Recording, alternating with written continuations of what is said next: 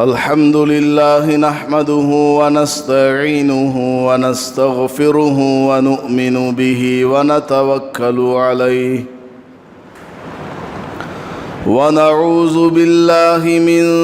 شرور أنفسنا ومن سيئات أعمالنا من يهده الله فلا مضل له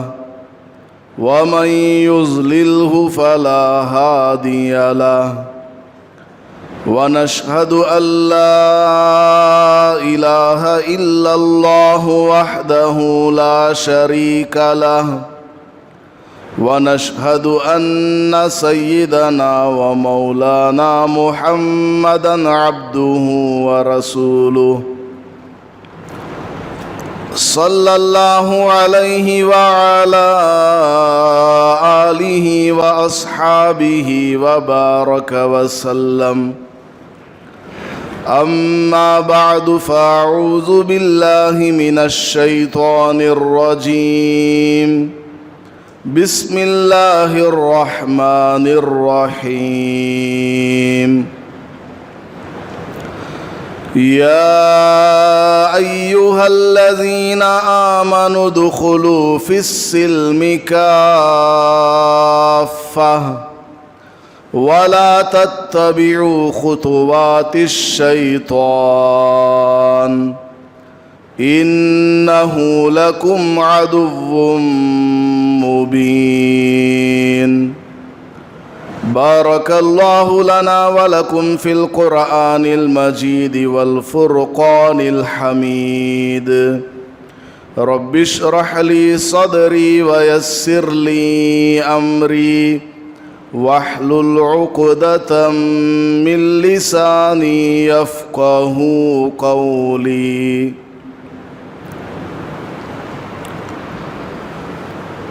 معزز سامعین کرام، اللہ پاک نے ہمیں ایمان کی دولت سے مالا مال فرمایا ہے، ہمیں مسلمان بنایا، مومن بنایا، یہ محض اللہ کا فضل اور اس کا کرم ہے۔ اللہ پاک نے ایمان والوں سے جن چیزوں کا مطالبہ فرمایا ہے ان تمام چیزوں کو بجا لانا ہر ایک ایمان والے کی ذمہ داری ہے۔ ہماری پوری کی پوری زندگی اللہ کے لیے ہونی چاہیے۔ ہمارا کوئی عمل اللہ کے حکم کے خلاف نہیں ہونا چاہیے۔ دنیا میں ہمارے آنے کا مقصد خالص اللہ کی عبادت ہے، اللہ کو راضی کرنے ہی کے لیے ہمیں اس دنیا میں بھیجا گیا ہے۔ یہ دنیا امتحان کی جگہ ہے، آزمائش کی جگہ ہے۔ روزانہ ہر لمحہ مجھے اور آپ کو دیکھا جا رہا ہے کہ میرا بندہ دنیا میں کس طریقے سے زندگی گزارتا ہے، اس کا دن کیسے گزرتا ہے، اس کی رات کیسے گزرتی ہے، خلوت میں یہ کیا کیا کام کرتا ہے اور جلوت میں یہ کیا کیا کام کرتا ہے۔ جب بھرے مجمع میں ہو تو اس کا عمل کیسا ہوتا ہے، جب تنہائی میں ہو تو یہ کیسے گناہوں میں اور کیسی برائیوں میں مبتلا ہوتا ہے۔ مال اگر اس کو مل جائے تو یہ کیا بن جائے گا، غربت اس پر آ جائے تو یہ کیا کر بیٹھے گا، صحت اگر اس کو دے دی جائے تو یہ کیا کیا کام انجام دے گا، بیماری میں اگر اس کو مبتلا کر دیا جائے تو پھر اس کا عمل کیسے رہے گا، خوف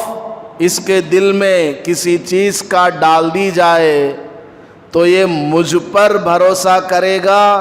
یا جس کا خوف اس کے دل میں بیٹھا ہوا ہے اسی میں یہ لگ جائے گا، بیوی بچوں کے ساتھ رہے گا تو اس کا عمل کیسا ہوگا، ماں باپ کے ساتھ رہتا ہے تو اس کا عمل کیسے ہوگا، مسجد میں یہ کیسا رہتا ہے، بازار میں یہ کیسا رہتا ہے، کاروبار کرتے وقت یہ کیسا رہتا ہے، غرض ہے کہ ہماری پوری کی پوری زندگی اللہ کی نگرانی میں چل رہی ہے، ما یلفظ من قول الا لدیہ رقیب عتید، حتیٰ کہ میں اور آپ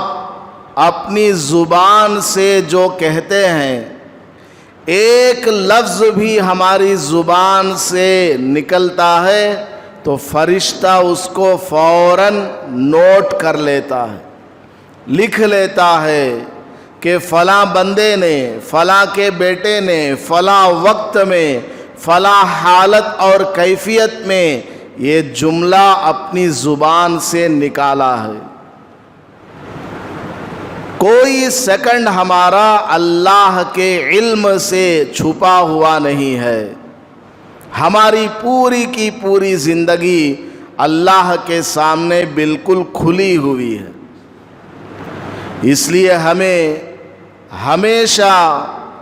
دل میں اس کا استحضار ہونا چاہیے کہ مجھے کوئی دیکھنے والا ہے، میری بات کو نوٹ کرنے والے فرشتے ہیں اور میرے کاموں کو دیکھنے والے ہیں اور اس کو لکھا بھی جا رہا ہے، جس زمین پر، زمین کے جس حصے میں میں جو کام کر رہا ہوں یا کرنے جاؤں گا یا پہلے کر چکا، وہ زمین کا حصہ قیامت میں اللہ کے سامنے ہمارے خلاف یا ہمارے موافق گواہی دینے والا ہے۔ مال جو ہم استعمال کرتے ہیں، مال بھی یا تو ہمارے موافق اللہ کے سامنے گواہی دے گا یا ہمارے خلاف گواہی دے گا، حتیٰ کہ ہمارے جسم کے یہ اعضاء، ہماری آنکھ، ناک، ہماری زبان، ہمارے ہاتھ پیر، ہمارا پورا کا پورا جسم کے اعضاء، باڈی پارٹس، یہ سب اللہ کے سامنے قیامت کے دن گواہی دیں گے۔ سورہ یاسین میں اللہ پاک نے ارشاد فرمایا، اليوم نختم على افواہہم وتکلمنا ایدیہم وتشہد ارجلہم بما کانوا یکسبون، کہ قیامت کے دن اللہ پاک مہر لگا دے گا، منہ کے اوپر مہر لگا دی جائے گی، سیل اور پیاک کر دیا جائے گا منہ کو۔ دنیا میں تو یہ غلط کام کر کے آتا تھا، لوگوں کے سامنے جب اس برائی کا علم ہوتا تو یہ مکر جایا کرتا تھا، جھوٹ بول دیا کرتا تھا کہ میں نے ایسا نہیں کیا، ایسا نہیں کیا۔ آج قیامت کے دن ایسا کچھ ہونے والا نہیں ہے، اس کے منہ پر اللہ تعالیٰ مہر ڈال دیں گے اور اس کے ہاتھوں سے سوال کیا جائے گا، داہنے ہاتھ سے، بائیں ہاتھ سے، اور پیروں سے سوال کیا جائے گا، اس کی آنکھ، ناک سے، پیٹ سے سوال کیا جائے گا، بتاؤ تجھ کو میرے اس بندے نے کیسے استعمال کیا ہے، آنکھ کو کیسے استعمال کیا، زبان کو کیسے استعمال کیا، کان سے کیا سنا کیا نہیں سنا، پیٹ میں حلال مال گیا یا حرام مال گیا تھا،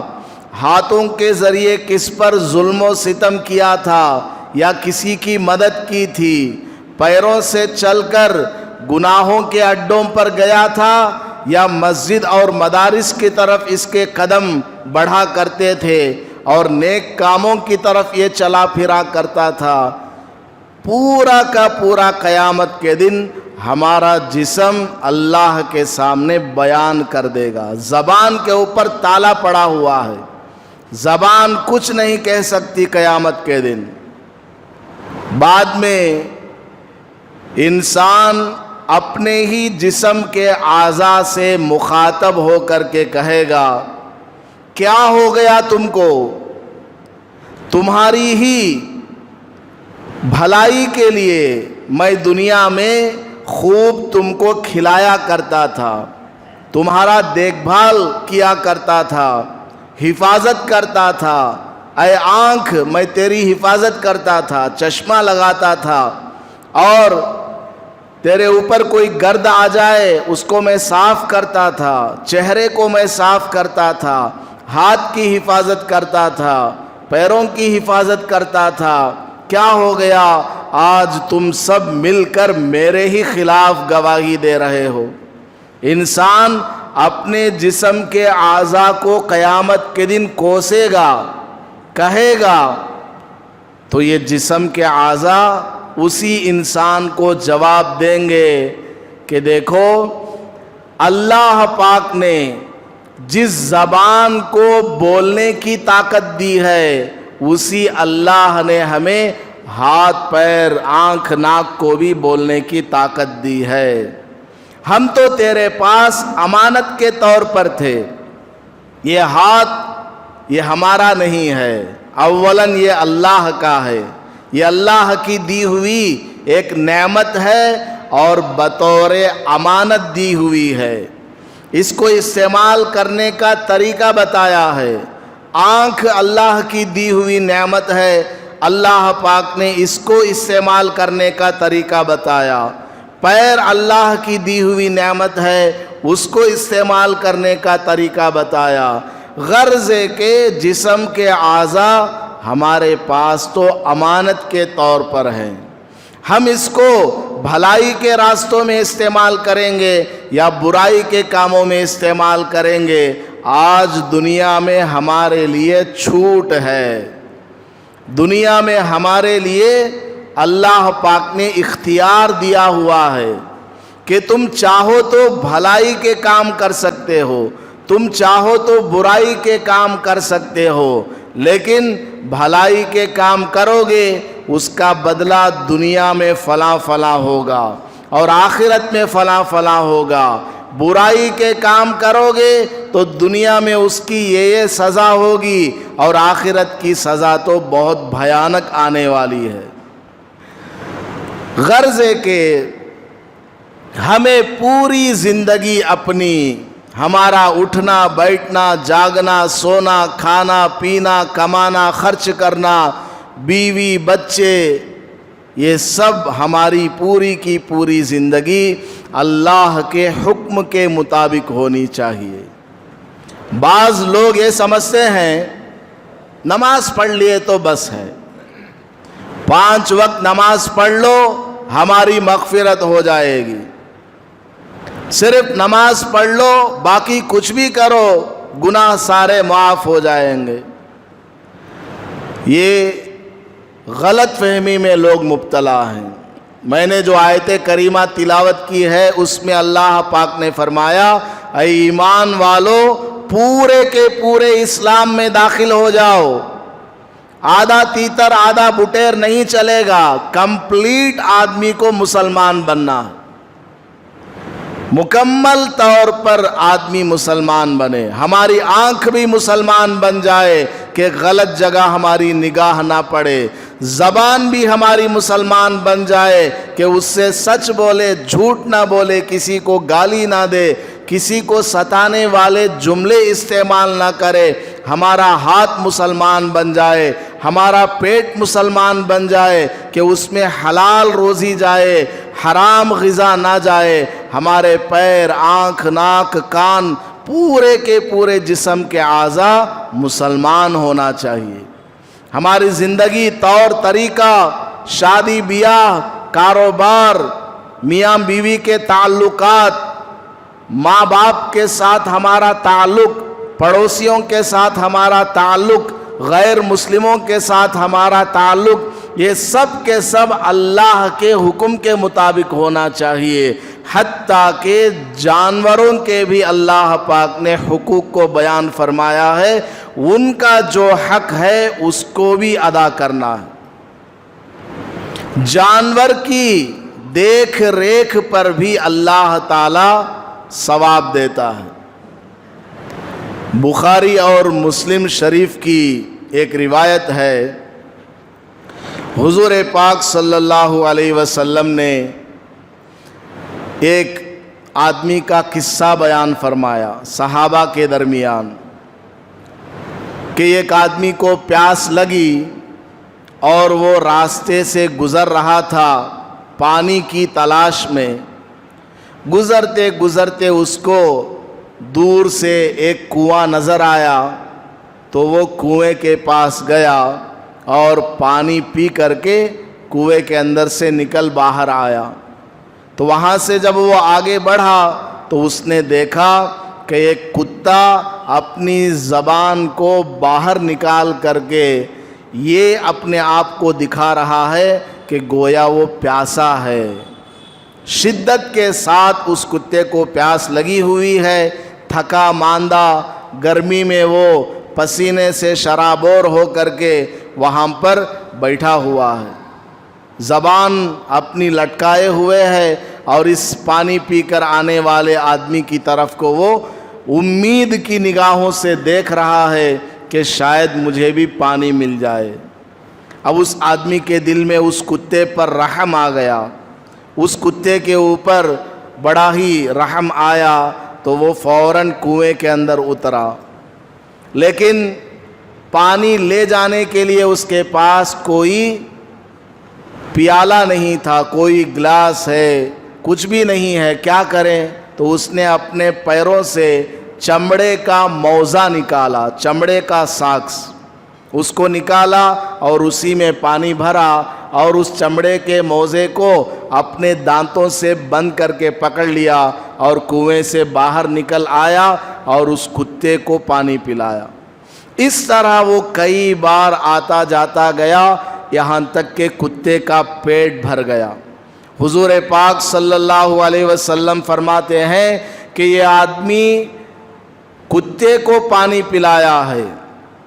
یہ آدمی ایسا ہے جس نے زندگی میں کوئی خاص نیک عمل نہیں کیا ہے، نہ اس کی نماز صحیح ہے، نہ اس کا روزہ صحیح ہے، یہ اللہ کا نافرمان بندہ تھا، لیکن اس نے کتے کے اوپر رحم کھایا اور اس کو پانی پلایا تو اللہ پاک نے اسی کو بہانہ بنا کر کے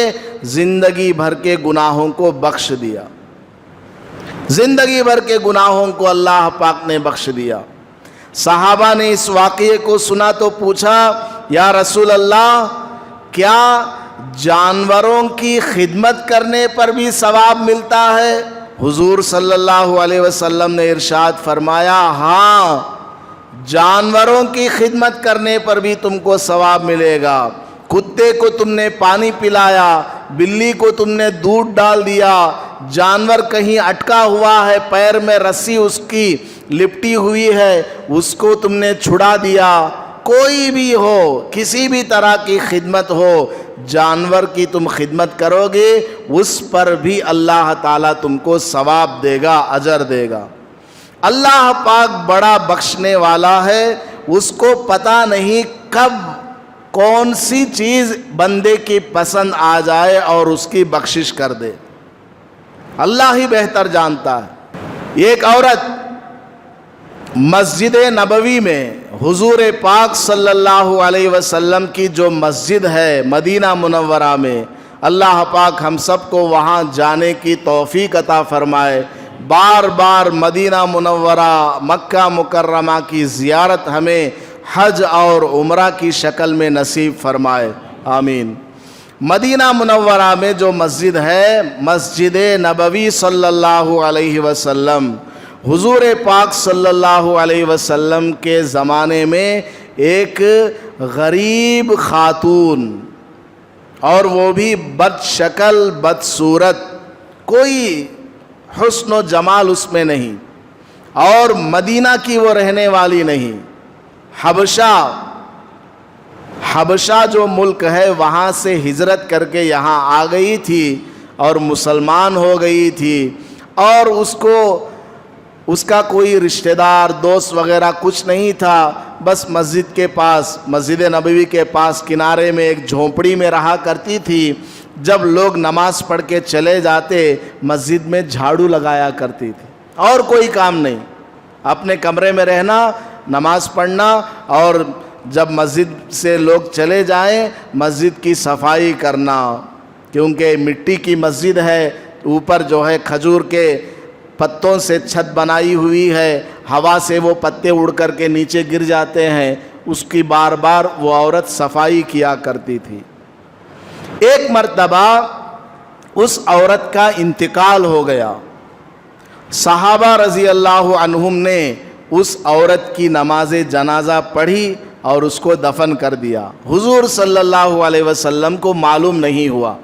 حضور کہیں سفر میں رہے ہوں گے یا کسی بھی طرح ہو، حضور کو پتہ نہیں چلا کہ اس عورت کا انتقال ہو گیا اور اس کو دفن کر دیا گیا۔ بعد میں روزانہ ایک عورت کو حضور صلی اللہ علیہ وسلم سنا کرتے تھے کہ وہ مسجد میں آتی ہے، صفائی کر کے جاتی ہے، دیکھا کرتے تھے کبھی، تو کافی دن سے وہ عورت نظر نہیں آ رہی ہے، تو حضور نے صحابہ سے پوچھا، ارے بھائی وہ ایک عورت رہا کرتی تھی مسجد کے پڑوس میں، وہ آ کر مسجد میں صفائی وغیرہ کیا کرتی تھی، اس کا کیا ہو گیا؟ تو صحابہ نے کہا، یا رسول اللہ وہ تو ایک سیدھی سادی معمولی سی عورت تھی، اس کا انتقال ہو گیا، ہم نے سوچا آپ کو بتانے کی بھی ضرورت نہیں ہے، معمولی سی عورت ہے، دوسرے علاقے سے آئی ہوئی، اس کا کوئی رشتہ دار بھی یہاں پر نہیں، ہم نے خود ہی نماز پڑھا کر کے اس کو دفن کر دیا۔ تو حضور صلی اللہ علیہ وسلم نے فرمایا، اس کی قبر کہاں ہے بتاؤ، مجھے اس کی قبر کے پاس لے چلو۔ حضور کو اس عورت کی قبر دکھائی گئی، حضور وہاں تشریف لے گئے، قبر کے سامنے کھڑے ہو کر آپ نے دوبارہ نماز جنازہ پڑھی، دوبارہ آپ نے نماز جنازہ پڑھی۔ شارحین حدیث بیان کرتے ہیں کہ اس عورت کا عمل تھا مسجد میں جھاڑو لگانا، اس عمل کی وجہ سے اللہ پاک نے اس کی یہ فضیلت عطا کی ہے کہ حضور نے باوجود کہ اس عورت کی نماز ہو چکی اور دفن بھی کیا جا چکا، حضور کو اللہ نے بذریعہ وحی الہام کر کے بتایا کہ اس کی دوبارہ نماز جنازہ پڑھو۔ تو مسجد کی خدمت کرنا معمولی چیز ہم لوگ سمجھتے ہیں، نہیں، بہت بڑی دولت ہے، کسی بھی عمل کو معمولی نہیں سمجھنا چاہیے۔ لا تحقرن من المعروف شیئا، کسی بھی عمل کو چھوٹا نہیں سمجھنا چاہیے، معمولی سا عمل ہمیں لگتا ہے لیکن اس کا ثواب کتنا بڑا ہوتا ہے وہ تو مرنے کے بعد ہی ہمیں پتہ چلے گا۔ اللہ کو ہمارا کون سا عمل کس وقت پسند آئے کچھ معلوم نہیں۔ مسلم شریف کی ایک حدیث ہے، حضور پاک صلی اللہ علیہ وسلم نے بیان فرمایا، ایک آدمی کی موت کا وقت آیا، ملک الموت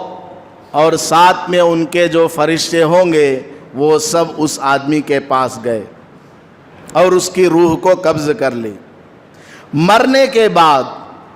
ملک الموت یا دوسرے فرشتوں نے اس آدمی سے پوچھا، بتاؤ تمہاری زندگی میں تمہارا کوئی کیا ہوا نیک عمل ہے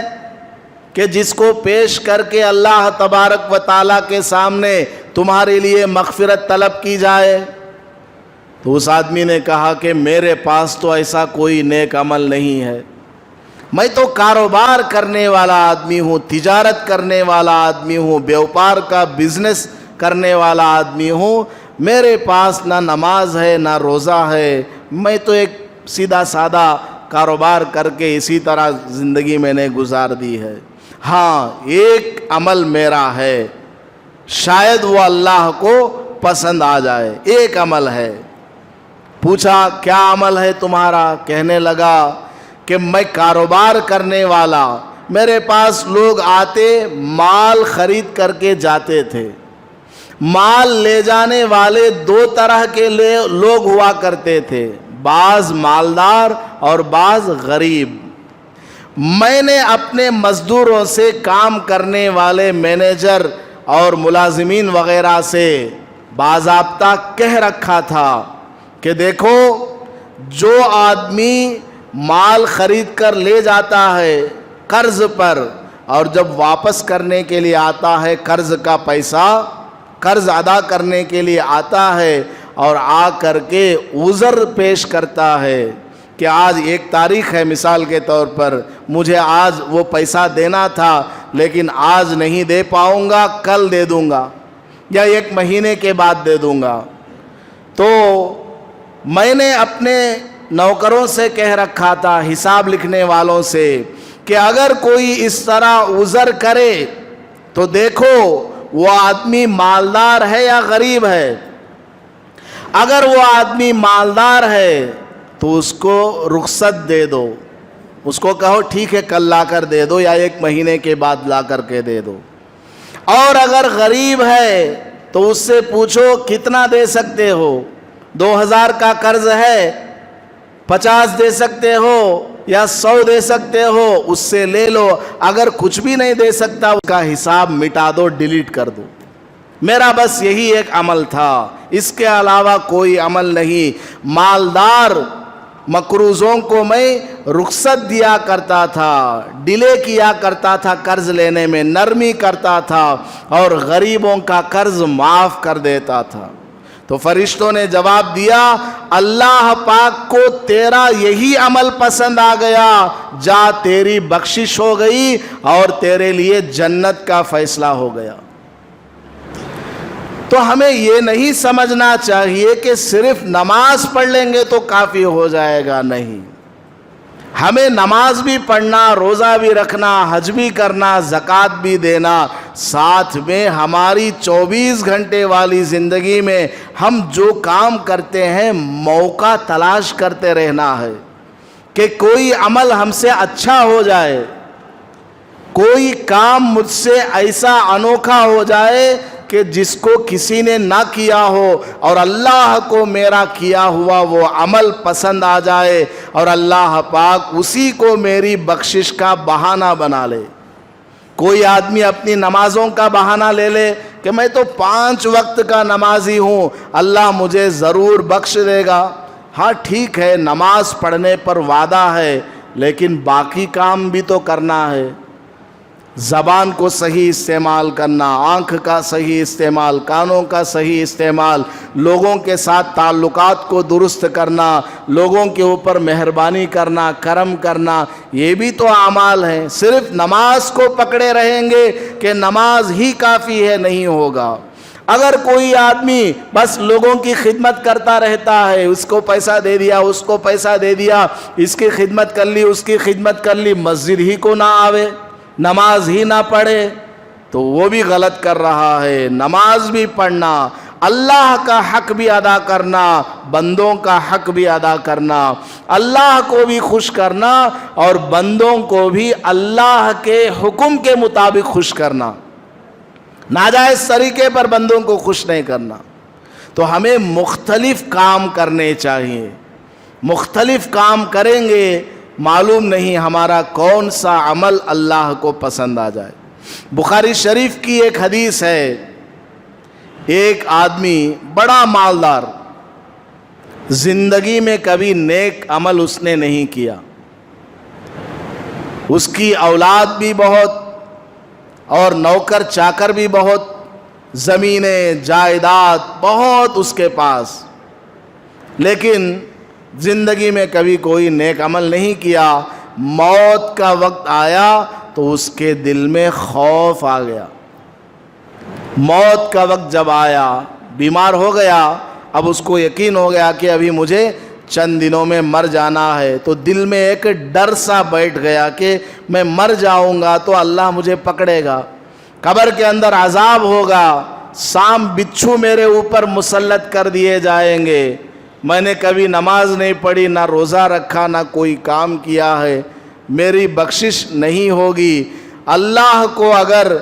میں مل جاؤں گا تو اللہ تعالیٰ مجھے سخت عذاب میں مبتلا کرے گا. تو اس نے کیا کہا، اپنی اولاد سے اپنے بیٹوں کو بلایا اور کہا دیکھو میں مر جاؤں گا، میری نماز جنازہ پڑھاؤ، میرے جسم کو جلا دو. نماز جنازہ ہو جانے کے بعد میرے جسم کو جلا دو، اتنا جلاؤ کہ ہڈیاں، چمڑا، خون وغیرہ سب جل کر کے راکھ ہو جائے. پھر اس راکھ کو آدھا لے کر کے ہوا میں اڑا دینا اور آدھا لے جا کر کے سمندر کے پانی میں بہا دینا. بچوں نے پوچھا ابا جان ایسا کیوں کرنا ہے؟ تو اس نے کہا میں بہت بڑا پاپی ہوں، گنہگار ہوں، اگر مجھے تم نے قبر میں دفن کر دیا اللہ تبارک و تعالیٰ مجھے سخت عذاب دے گا، سانپ بچھو میرے اوپر مسلط کر دیے جائیں گے، مجھے ڈر ہے کہ اللہ تعالیٰ مجھے ایسے سزا میں مبتلا کرے گا، اس لیے تم ایسا کرو مجھے جلا کر کے میرے جسم کی آدھی راکھ کو ہوا میں اور آدھی کو سمندر میں بہا دینا تاکہ میرے اوپر کوئی عذاب ہی نہ آئے.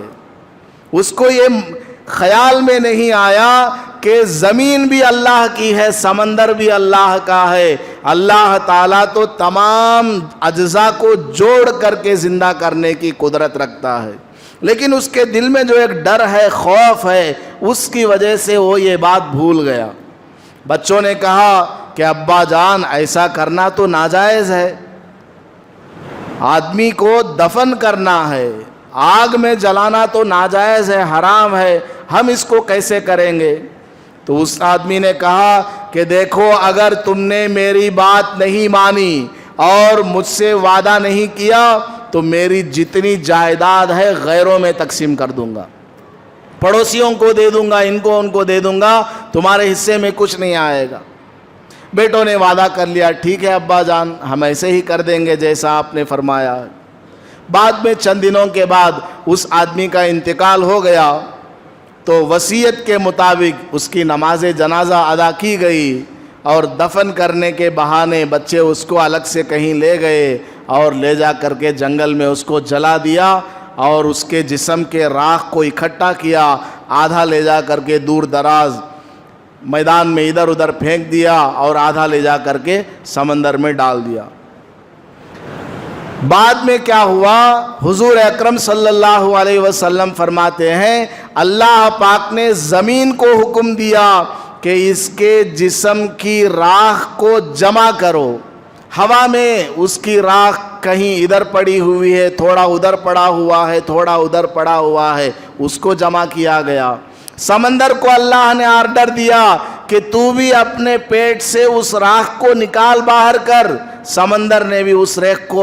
کو نکال کر کے باہر پھینکا. فرشتوں کو اللہ نے آرڈر دیا کہ ان دونوں کو ملاؤ اور اس کا جسم بناؤ.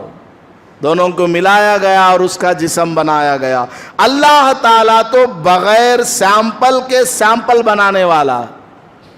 دنیا میں سب سے پہلے آنے والے انسان حضرت آدم علیہ السلام ہیں. ان سے پہلے انسان کا کوئی سیمپل تھا ہی نہیں. اللہ نے وداؤٹ اینی سیمپل ایک ہیومن بینگ کو بنایا، تو سیمپل اگر ہے تو کیوں نہیں بنا سکتا؟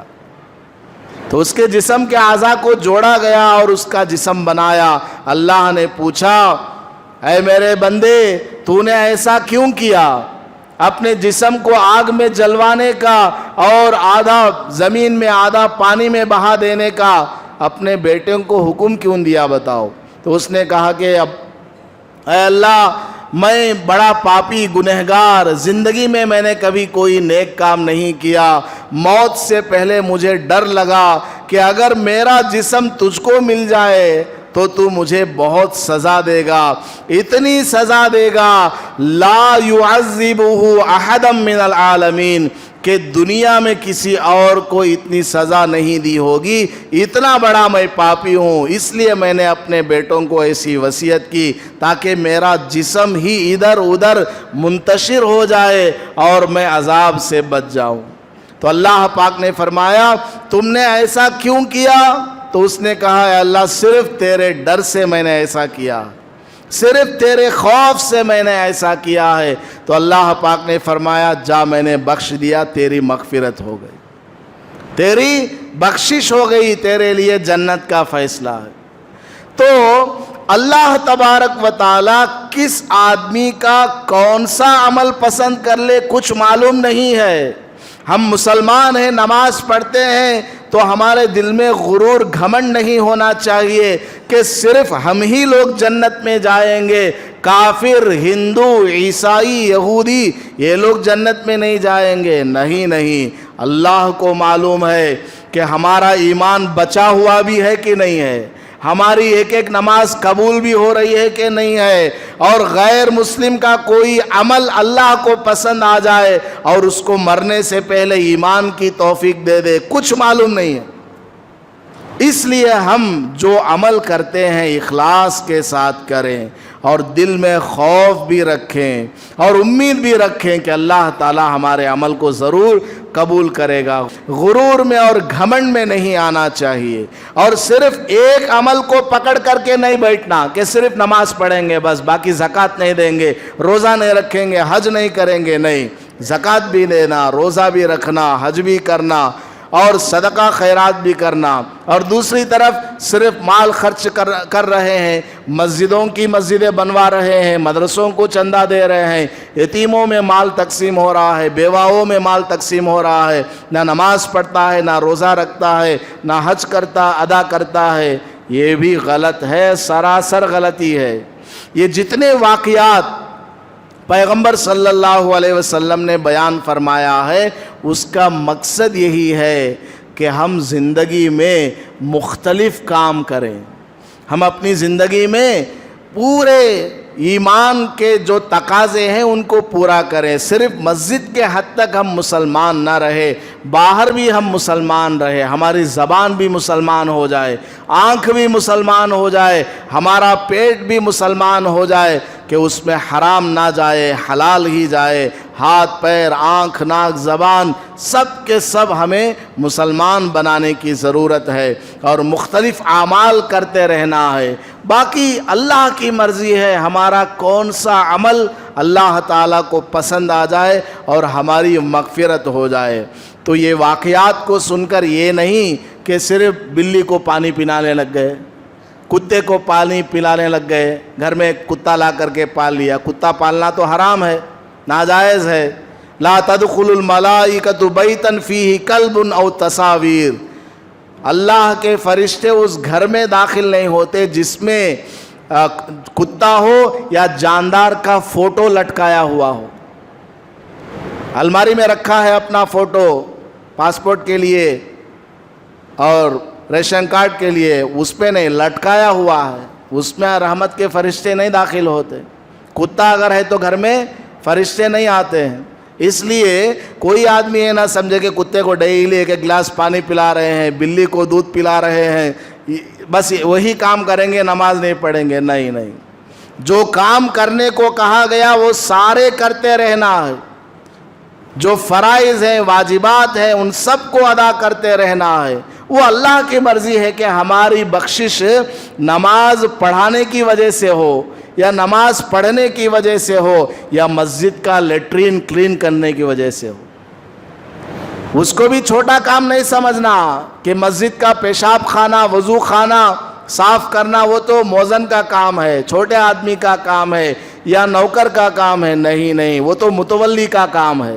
امام صاحب کا بھی وہ کام ہے، پریزیڈنٹ کا بھی وہ کام ہے، ہر ایک مسلمان کا وہ کام ہے۔ کیا؟ مسجد کی صفائی کرنا۔ حضرت ابراہیم علیہ السلام تقریباً 70,000 پیغمبروں کے دادا، اتنے بڑے، یا 20,000 پیغمبروں کے وہ دادا پردادا ہیں، اتنے بڑے پیغمبر کو اللہ نے آرڈر دیا مسجد کی صفائی کرو، مسجد حرام اس کی صفائی کرو، اور ان کے بیٹے حضرت اسماعیل علیہ السلام کو اللہ نے آرڈر دیا جاؤ مسجد کی صفائی کرو۔ تو کوئی عمل چھوٹا نہیں سمجھنا اور چھوٹے آدمی کا نہیں سمجھنا، ہر عمل میرا ہے، ہر کام میرا ہے۔ پتہ نہیں میں کسی کا پیشاب صاف کر دوں گا، مسجد کے حوض میں پڑا ہوا تنکا اٹھا کر باہر پھینک دوں گا، وضو خانے میں جو تھوک وغیرہ پڑا ہے اس کو صاف کر دوں گا، یہی میری بخشش کا سبب ہو۔ اس لیے کسی عمل کو چھوٹا نہ سمجھے، ہر کام کرے، نماز بھی پڑھے، روزہ بھی رکھے، اور مخلوق کی خدمت بھی کریں۔ اللہ پاک ہمیں عمل کی توفیق عطا فرمائے، آمین۔ وآخر دعوانا ان الحمد للہ رب العالمین۔ ویڈیو کے نیچے سبسکرائب کے بٹن پہ کلک کریں، بیل کے آئیکن پہ کلک کیجئے تاکہ ہر نئی ویڈیو کی نوٹیفیکیشن آپ کو مل جائے۔